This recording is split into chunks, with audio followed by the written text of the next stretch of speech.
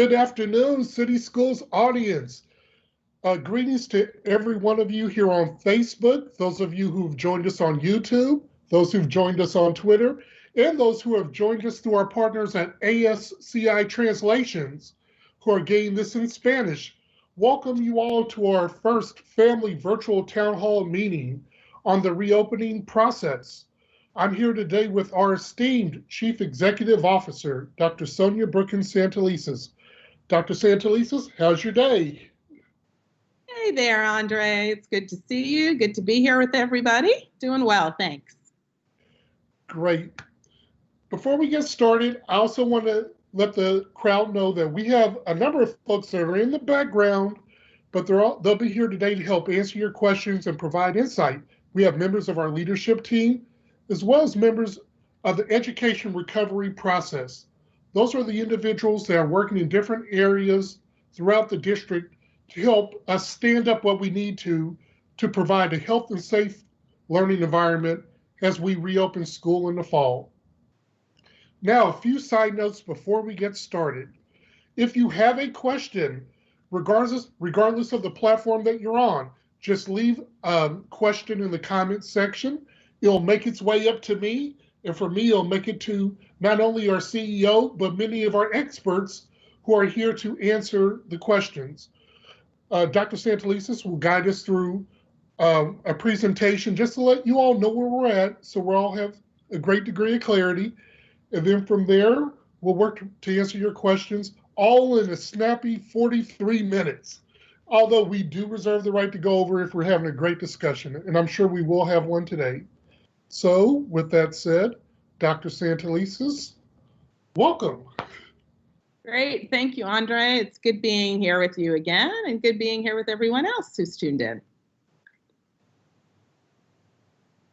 So as we get started, and I think we're going to put up the presentation. Is that right, Andre? That's correct.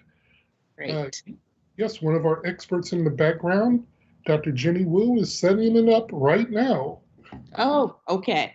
Well, as a way of getting started, in terms of where we are in the process, I just want to let everybody know we're going to give you a little bit of a frame for families, and I'm sure there are still some staff who are tuning in as well. I'll give you a little bit of a frame today, and then also just want to emphasize, regardless of what is printed in the newspaper or anything else, this is really a presentation around some of the key proposed elements of opening.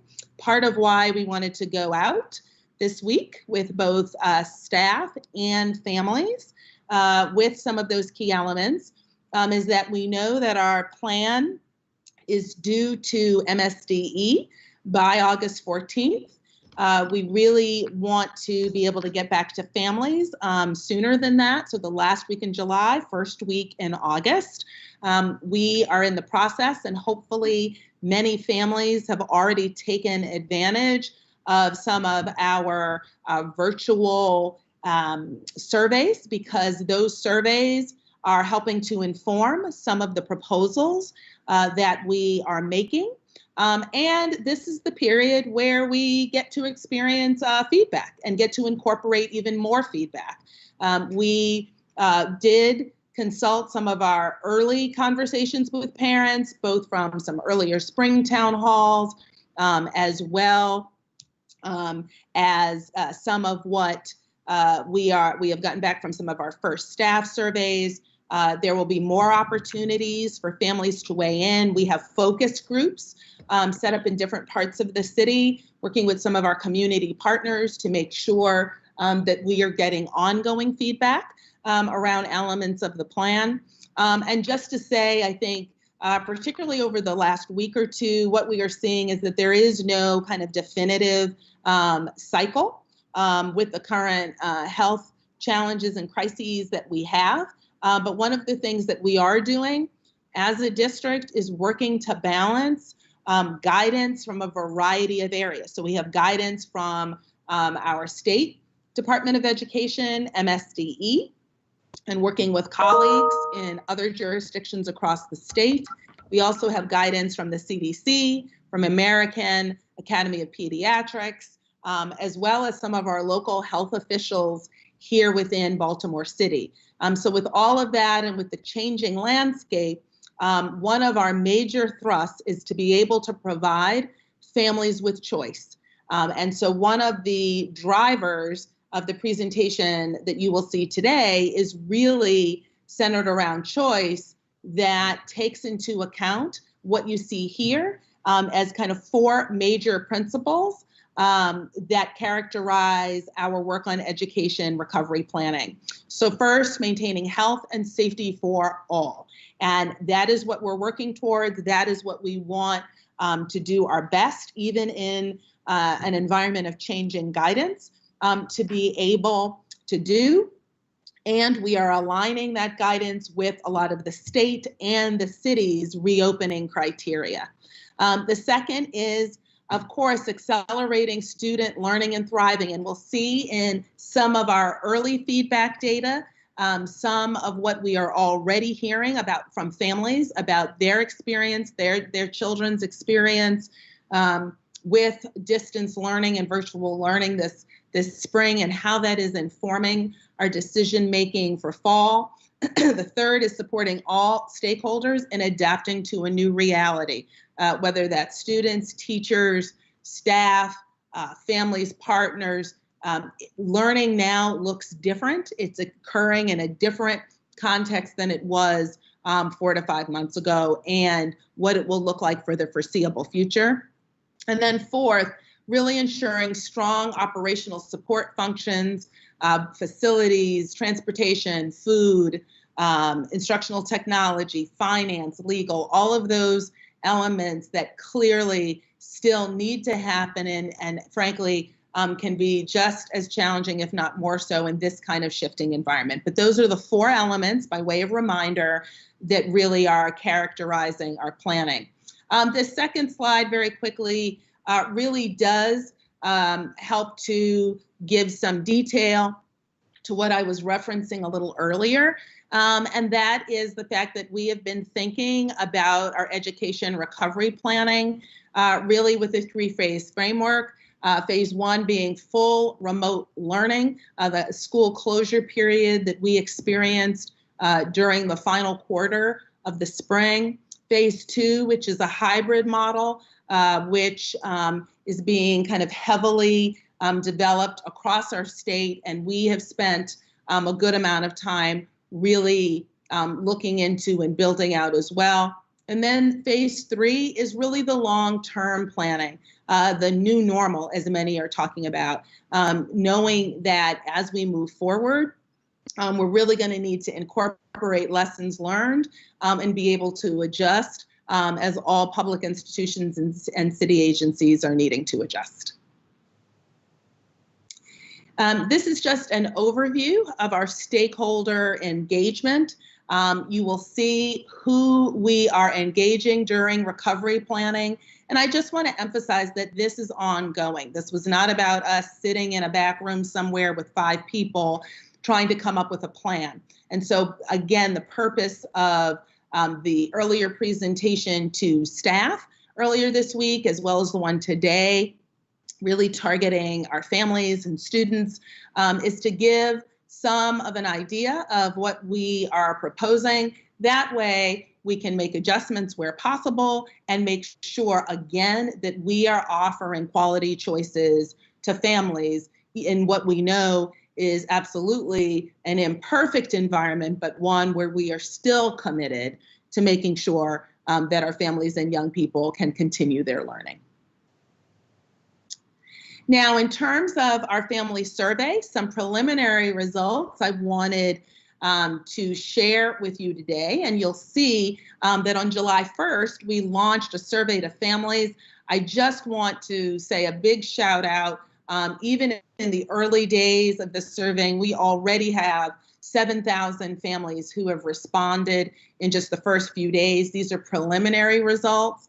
And I also want to be clear that we will be incorporating focus groups, data from focus groups with families that might not have been able to access this survey. But we, as you'll see, we have surveys from families, and we have over 150 schools, 159 to be exact, schools that have been represented in this early feedback. So the overall distance learning experience, I think some of the good news is that of the families that have responded, about 83% of families are saying that they receive needed support from their child's teacher in school with distance learning, which is good news. It's a foundation to build on.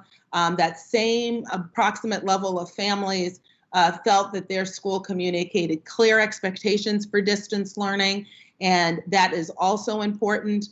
And those are strengths to build on as we consider these other 2 points, which is families rightly are still worried about the academic progress and well-being of their young people. So just under half, or just about half, of families report that their child's emotional well-being was lower during distance learning. And I can tell you, as a mother, I experienced some of this in my own home with my own 3 daughters. And so we know that for a number of our students, there really was a lower sense of kind of emotional well-being during this distance learning time. And 30% of families shared that their child did not make academic progress during distance learning. So with that very robust feedback, part of what we are recognizing is that with all of the strengths that we had in this period, with an unexpected closure,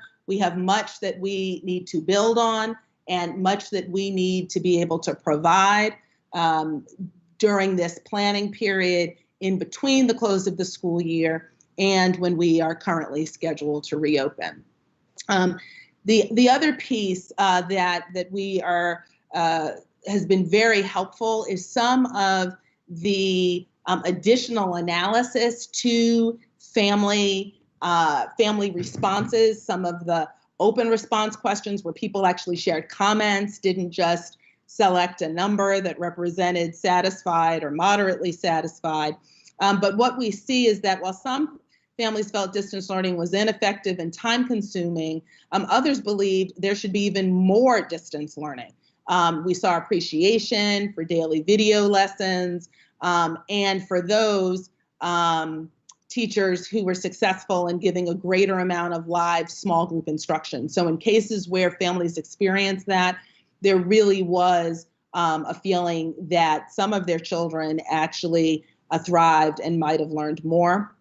The other major theme is that families, not unexpectedly, named balancing jobs and their child's schoolwork as a significant challenge. And I think what is very significant about both of these themes that are emerging from early comments is the fact that what we know is there is not one uniform solution nor one uniform experience for all students, all families in city schools.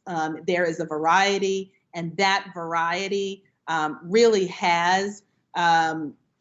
is represented in all of the responses we have received up until now, and is one of the main reasons why providing families with options really is a major thrust of the planning and the proposals that you'll see.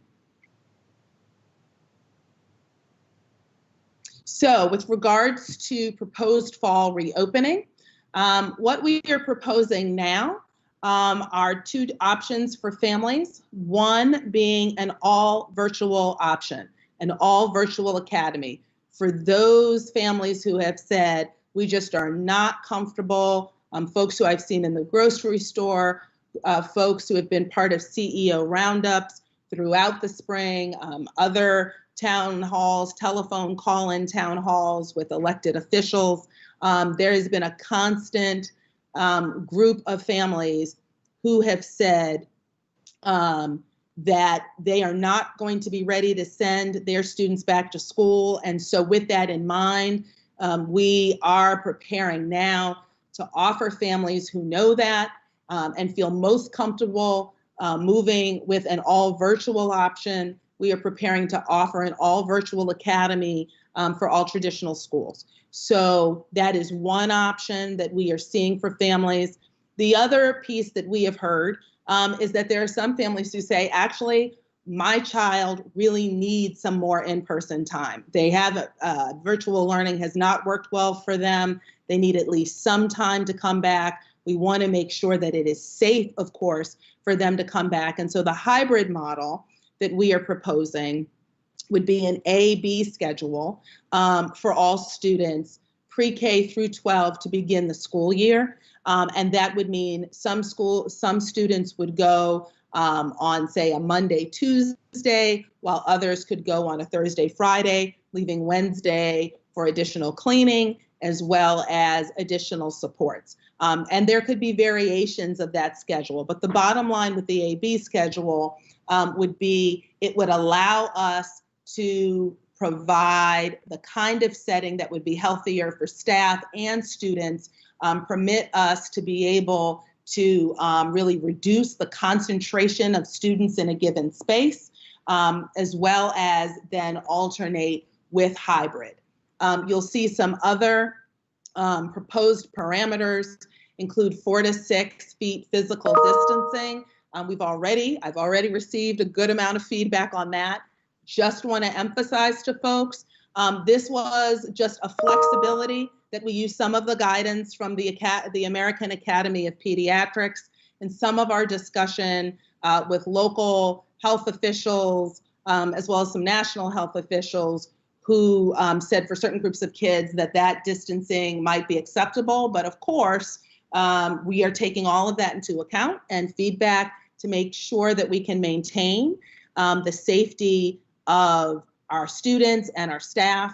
The proposal includes a requirement for masks for all staff and students based, again, on a lot of the health professional advice that we are receiving, requiring masks, which would be in line with where our state is right now, as well as where our city is right now. And then the other piece, one of the other characteristics would be students staying in cohorts. And again, this is primarily for safety reasons. It is part of the guidance that both the CDC as well as the American Academy of Pediatrics and some of the schools that have opened across the globe are employing, and particularly with younger students, staying in cohorts helps to reduce the impact in the event that there is a confirmed case, as well as to keep young people as much as possible in kind of a steady cohort that also aids in relationship building and helps teachers with maintaining contact with a particular group of students. So as of right now, the A-B schedule is where we are focusing a lot of our time within the hybrid model option for families. I wanted to include what we've all also discussed, again, based on consultation with health professionals, the possibility that if we do see a continued abatement in cases within Maryland and within our city, the option of perhaps having an all pre-K through 6 in-person school hybrid option, and then continuing with a grade 7 to 12 mix based on both the developmental needs that we know are concentrated in our younger students as opposed to our older students who are more equipped and better able to handle a longer period of time within a virtual learning model. Again, just want to stress that this is, one, driven by providing families with options, 2, prioritizing safety. And by safety, I mean all of the physical distancing recommendations from major health organizations and local city health officials, as well as, frankly, the mental and emotional well-being of young people that I am hearing from many families who are also saying, my kids need some time in school and some interaction. The hope with this is that as families make choices, that will then help us to address some of the needs that we know that our staff has. We know that we have staff who, for example, are immune compromised or might have immune compromised family members. As we are able to find out what family choices might be along this, that will enable us to better support staff who might also say, because of their vulnerability, that they might be better suited for a virtual instruction environment. The last piece I'll point out on this is that even with the hybrid model, given the changing nature of the virus in our city, our country, frankly, the world, our state, we are preparing for all schools, even within the hybrid model, to be able to go virtual in the event that there is a healthcare emergency and in the event that we experience even shortened periods of necessary whole district culture. This is a great time, a closure, excuse me. This is a great time to really emphasize the fact that we are continuing to distribute devices for families this summer. So please, please make sure that you let your principal know. You can still call us. We have pickup times, and we are also working very heavily with local community organizations as well as elected officials and business leaders to really lean on increased and better access to internet and broadband. We even have a large number of student advocates who have also been pushing this. In the event that we know that is going to take some time, we are also prioritizing hotspots for families who are particularly challenged with access to internet.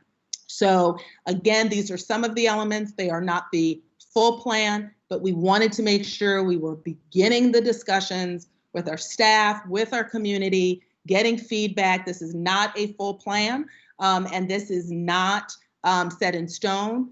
The board has been very supportive in making sure that we are having discussions to be able to get feedback and shape what will be the final plan, but is currently now proposed. And again, the goal is making sure we have options for families. And then from those options with families, we will be able to provide more options for staff. What you'll see that I already walked through in some respect here on proposals on key health and safety practices. You'll see again the PPE and face coverings. I'll just draw attention to the desk shields and dividers, which I did not discuss on the previous page. And that is one of the things that we're actually going to be trying out the implementation of during this summer in some of our in-person summer learning. And that is the proposal of using desk shields and dividers for a subset of students that might have more difficulty wearing or keeping a mask. We also know that there are special education populations that might require, again, a different kind of barrier from masks in order to be safe with regards to the current recommendations based on how epidemiologists and health professionals are understanding the spread of the virus. Again, I will just point out the consumption of meals in this would shift, and the emphasis on keeping students in cohorts as a way of being safe. I do know that there have also been questions about cleanliness of buildings. How are we making sure that there will be access to soap and hand washing? Those are some of the procedures that school leaders will be working out in the next few weeks. We have already, as a district, been purchasing centrally large amounts of soap, paper towels, making sure that we have time within the week for ongoing sanitizing and cleaning according to the CDC and other health guidelines.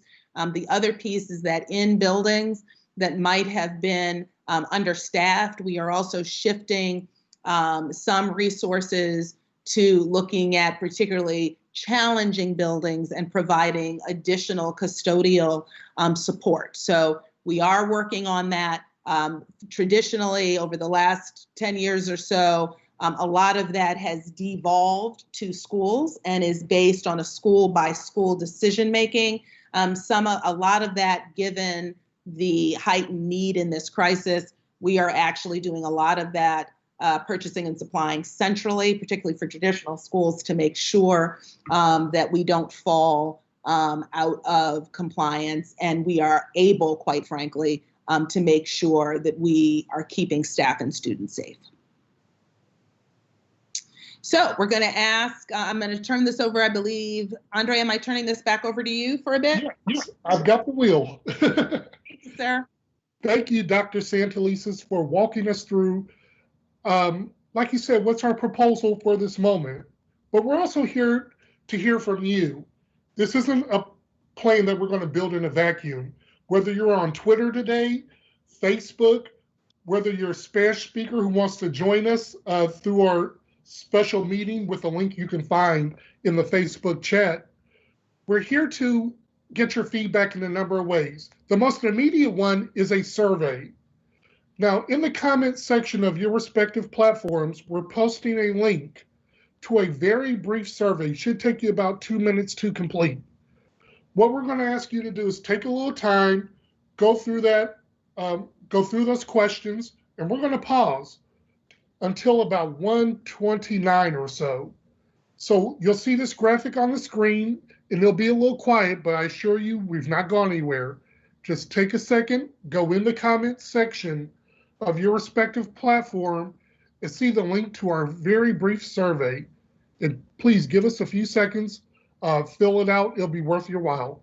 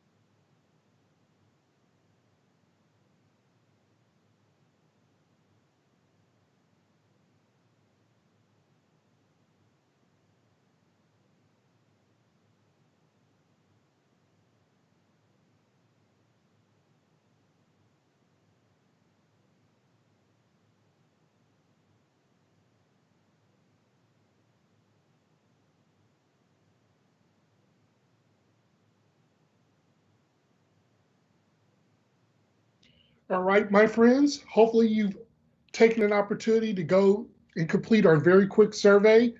In about, let's say about 20 seconds, we'll get back to the show. And that includes our question and answer session. But while you're finishing up the survey, I do have some additional news and notes. This session, this external town hall will be hosted at 1 p.m. every Thursday. We're going to say for the foreseeable future as we work to develop our plan and then to inform you about what steps we're taking to implement it. We've got a long way to go as a community to getting our schools open in a safe and healthy manner. So we wanted to let you know, join us back in these spaces, whether it be Facebook, Twitter, YouTube, at 1 p.m. every Thursday, and we'll be here to interact with you.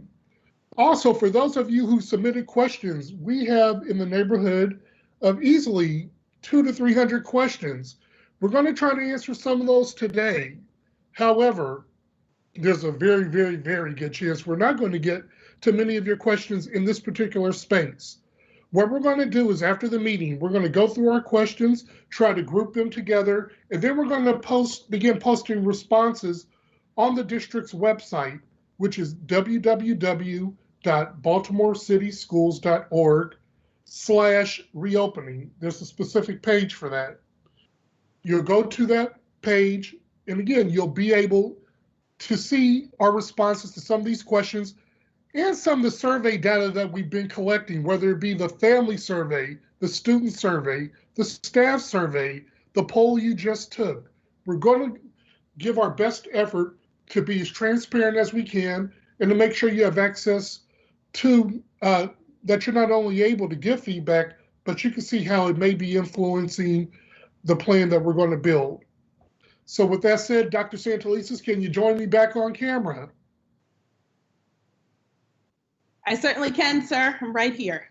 All righty, Doc, let's get rolling. We have a lot of questions, so I'm going to pick and choose. Let's go to the most simple one. Sure. How do I know that my input on these surveys will matter? How do I know that you're going to take it into consideration? So I think one of the ways that you know is it's part of why we're showing the data. It's part of why we're showing what the responses are, why we're committed to continuing to do that. Also, some of the early feedback we received is part of why you see some of the recommendations for models that you see now. I think the other piece is we don't always take every single suggestion, but it helps to inform. And I will say that even during the period where we had the emergency complete shutdown, some of our best feedback came from individuals who said, "What have you thought about this?" or proposed other solutions. One of my favorite ones was from a teacher around semester grading, whose suggestion about that really was something that helped us leverage a solution we had not had before. So look, this is a trying time. It is part of why we want to make sure we're providing options for folks. We are working very closely with health professionals, and even some of that guidance really is shifting and really is changing. But we are monitoring the data. It's why we could show you, even after only a few days, what some of the data from 7,000 respondents is saying. So we're committed to that. We're committing to continue to communicate, to receive feedback, and really do encourage you all to provide that feedback. Thank you, Dr. Santelises. And again, just for the crowd, thank you all for helping to set a record here at City Schools. We are well above 1,600 individuals participating in this event through our platform. So thank you for coming out to join us. Dr. Santelises, one of the thoughts that we're seeing across the spectrum is one related to, will there be enough PPE? No matter what plan that we take, will we have enough supplies to help keep students and staff safe? That's a great question, Andre, and one that I really want to credit our operations team with recognizing very early, even before we started talking about reopening when we were still in spring. We really began hitting the ground to secure as much PPE as possible. And so we are committed to continuing to do that. It is an additional budget cost, but we went forward with that. Our board approved moving forward with that. So we're proud of our progress in that area. But I will also say what will help is those families who are able to provide their own PPE, particularly in the form of masks. That will help. That will help stretch the supply we have. That will help to maximize the reserves that we have. But we recognized early on, and has continued, frankly, to be the case, that PPE, particularly masks, and making sure that we were able to provide both staff and students with access, far greater access to hand washing and cleaning surfaces than we might have been prior to March 13th, needed to be in place. But yes, we have been working tirelessly, and that continues, the PPE continues to be a priority for us. Thank you, Dr. Santelises. From one of our Spanish-speaking viewers, They have a question about just the start of school. Does this proposal that we're speaking about, does it impact the start date for the 2021 school year? That's another great question. As of now, no. As of now, the start date will remain the same. What we will be asking families for, though, is their choice about whether they would like the all virtual academy or would like to be part of the hybrid. As of right now, we have no plans to open school fully K through 12. I know there's some discussion about that nationally, but here in Baltimore City, the two options families will have will be an all virtual option and a hybrid option that would include some virtual and some in-person learning. But as of now, the start date of school remains the same. Things can change because the nature of this crisis changes, but as of now, we are still maintaining our same start date for school. Thank you, Dr. Santelises. And again, if you know a Spanish speaker, or if you just happen to be reading my lips and someone's translating it, please join the chat so you can participate in this event. We want to hear from everybody in our audience. Dr. Santelises, another common theme that we're seeing among today's questions, it regards access to the internet and access to technology. In a hybrid form, there will be some inclusion of digital learning. What are some of the things we're doing at a very high level to help families have access to both internet and devices?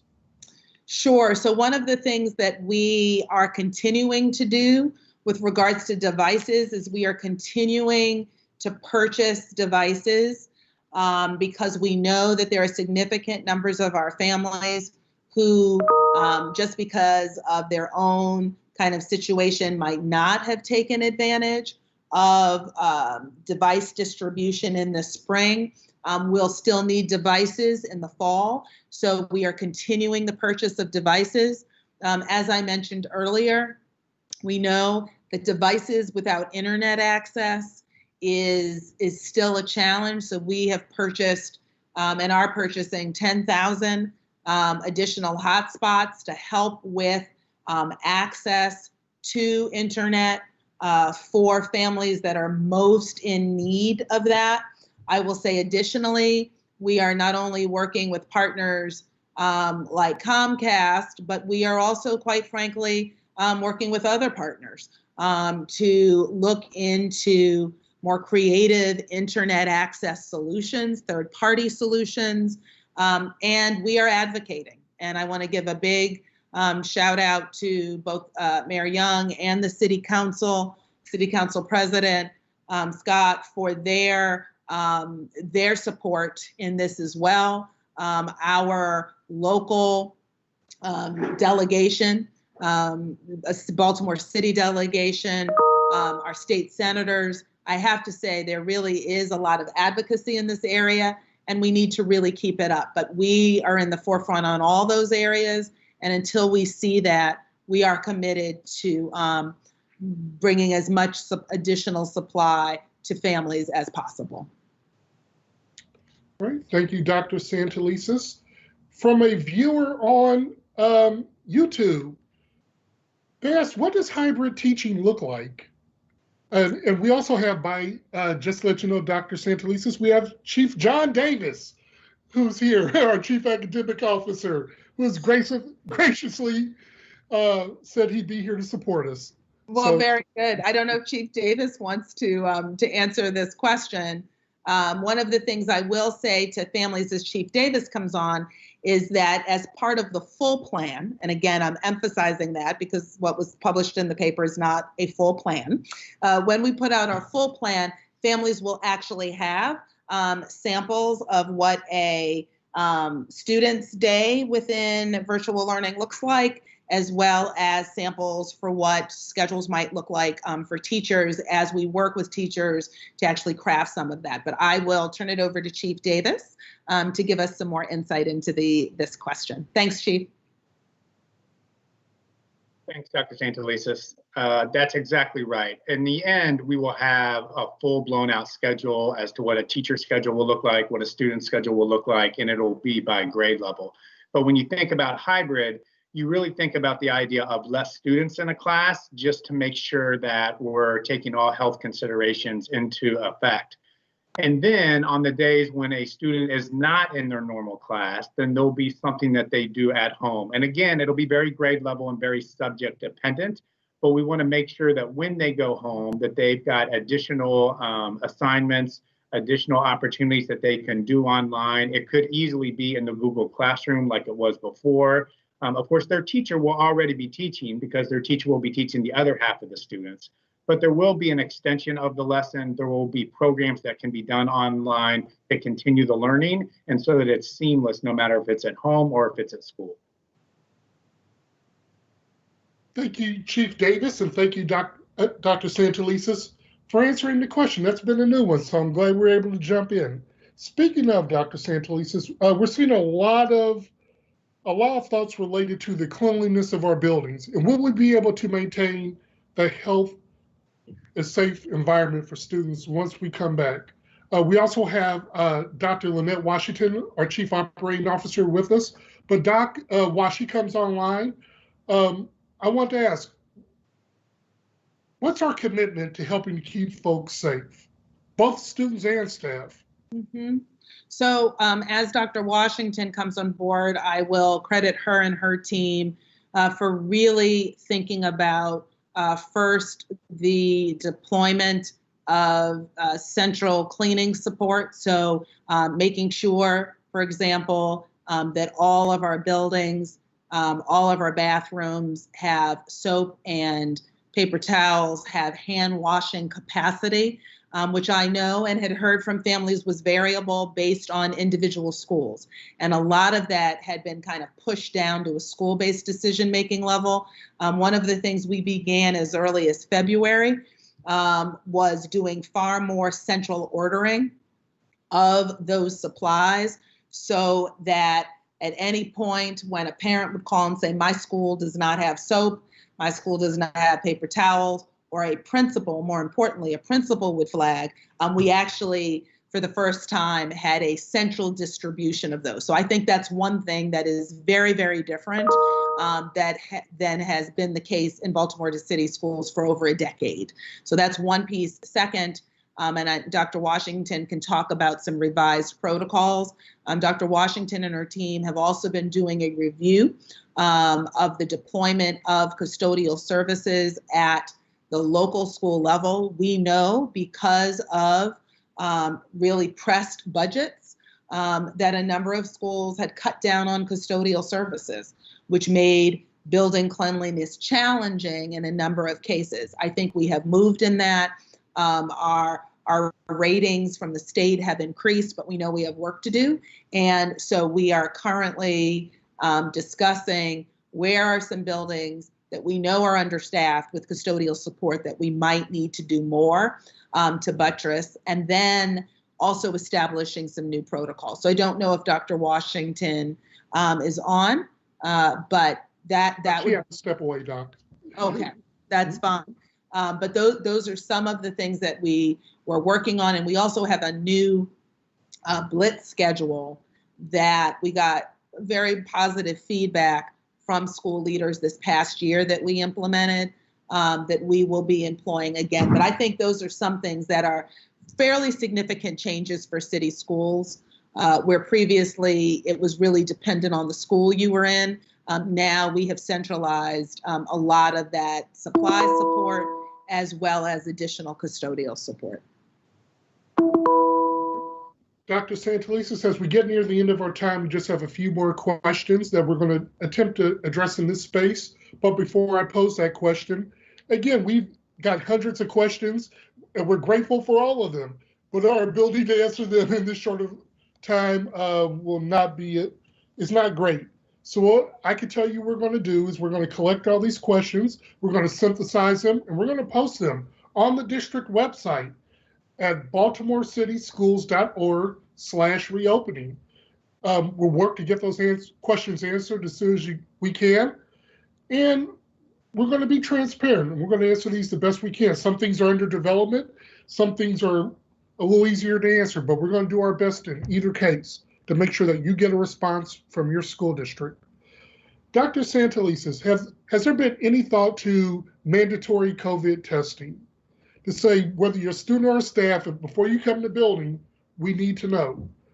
Well, and I will say this, that the topic of particularly job site testing, so in this case, it would clearly be for staff, but I think it extends to families, has been an ongoing discussion with the city. And I do know that the city is planning a citywide approach to this, and we are part of those discussions. And we have, really tried to be attentive to how that is rolling out, because we would, at least at this time, be dependent on the city for that testing. I think it's something that is worthwhile articulating. I have certainly asked in discussions with the mayor, as well as in the mayor's cabinet meetings. And I will say that Mayor Young is very aware that the expansion of testing would be a major, major tool in helping to keep both, staff and families safe. And so we are, we are part of those citywide discussions to bring more testing to actual sites. All right. And Dr. Santelises, Dr. Washington is back, but she won't be on camera, but she's here to answer her questions. So my team tells me that we've got quite a few questions related to transportation, what that's going to look like under this proposal. Dr. Washington, can you hear me? I can hear you. All right, Dr. Washington, in general, what are some of the changes that we are exploring right now regarding transportation in this environment and with this proposal? Okay, thank you, Andre, for the question. So we are following CDC guidance and also following all of the other consultation with the folks that are in the health field related to transportation. We are looking at doing social distancing on buses. So it just may mean that there are not as many students on buses, where we're rotating the number of seats that are open for students to sit on buses. And also, as Dr. Santelises was talking earlier about PPE, ensuring that staff are wearing PPE. Also, bus drivers are wearing PPE. So it may look a little bit different in terms of the capacity that we'll be holding on buses to take in consideration social distancing. Thanks, Dr. Washington. Sorry, Andre. I just wanted to add, because I know that there were a couple of questions as well about MTA access for high school students and what that might look like. I do know that our team has been talking to legislators about expanding MTA access. But Dr. Washington, do you have anything to add about conversations and work with MTA in terms of some of the protocols they are putting in place that you might be aware of? So there's still ongoing conversations with MTA because, of course, their resource strains in terms of MTA providing additional buses and accommodating for social distancing. So I would say that that conversation is still ongoing. And I also, one of the things that when we talked about just for yellow buses and what's going to be different is that our students also are going to be wearing masks on yellow buses. So that's also that's going to be different. But I think that we'll be able to continue to provide additional updates for MTA buses. I think that one other additional piece is that on MTA buses, they will not be allowing standing on those buses. So again, we are having ongoing conversations about the fact that with reduced capacity, what does that mean in affecting our students and the routes and buses being on time and providing that additional support for our students. Thank you both. Again, we received a lot of questions related to transportation, and I hope those responses help those who have those questions. Now we've reached the end of our time. We've actually gone a little bit over, but that's just fine because we're here to communicate with you what's happening, so you know what steps your district is taking to make sure that we can educate students in a healthy and safe manner. So what's coming up? If you haven't already completed our family survey, there's a link on the screen, and there's also a link on our district website, baltimorecityschools.org. This is a great opportunity for you to give us feedback on what you've heard today, as well as any ideas that you may have. Again, go complete the survey either through that link that you can see on the screen, or you can go to our website. We'll be right there for you. The survey is open until Monday, July 13th, so you still got quite a bit of time. So let's make sure that we can go ahead and get the best feedback that we can get for our kids. We also will be sending you quick polls via text messages.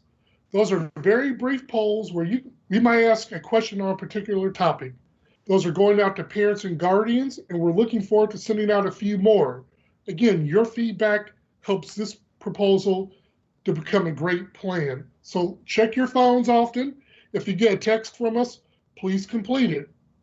And finally, next week's town hall is on July the 16th. We'll have additional polls. We'll have a listing of your questions posted on the district website well before then, so you know what's going on. We hope to have a little data to show you as well. But the whole point is to keep you in lockstep with your school district on what we're doing to keep our students and our staff and ultimately our community safe. And as a final point before I pass the ball back to Dr. Santelises for some final comments, our goal is to take a proposal to our Board of Commissioners on July 28th at that meeting. So time is of the essence. So if you have feedback, we'd love to have it. While I can't promise you that everything that you give us will make it into the plan, I can tell you that together, all our great ideas will lead to a good plan. So with that said, Dr. Santelises, I kind of spoke for you in a little bit. You did a great ending. All right, is there anything you want to share with our audience before we leave? No, the only thing that I would add, Andre, is back to the earlier point about the feedback, about this real emphasis on providing families with quality choices, even in the midst of knowing that this is an imperfect situation. This is not a situation any of us want to find ourselves in. Our work is to make sure that our families have choices, and as families make choices, it will allow us to then offer more choices for staff. So I just want everyone to know our goal is, of course, first and foremost, to continue working with medical professionals. I want to stress we are vetting these plans with medical professionals, both in the area of child development, as well as in the area of infectious diseases and public health. That is our first and foremost priority. And we are also really working to make sure that we are responding to your feedback. And frankly, some of your earlier feedback is already incorporated. That's why we've purchased a lot of PPE centrally. We have taken over some of the purchasing of additional soap and sanitizer centrally. A lot of that is due to the feedback. So please know, as Andre said, that even though we might not take every single idea we receive, it absolutely makes the work better, and it makes us better prepared to serve you and your family. So thank you. Thank you, Andre, who is my favorite town hall host. Always, whenever I know Andre is going to be facilitating, I calm down and relax and know I don't really have to worry because he is going to facilitate. So shout out to Andre Riley and our comms team and our family and community engagement team and everyone in terms of department leadership. So thank you, everybody, and have a great day. We'll see you next week, and please continue to let us know your feedback.